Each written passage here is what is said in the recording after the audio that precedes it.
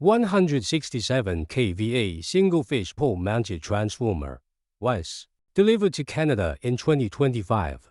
The rated power of the transformer is 167 kVA with ONAN cooling. The high voltage is 2.4 kV. The low voltage is 0.347 kV. They formed a vector group of E6. The modern single-phase pole-mounted transformer, integrating an internal fault detector (IFT) and anti-dragging insulation, is engineered for superior reliability in critical applications such as residential power distribution, rural electrification, and industrial feeder lines.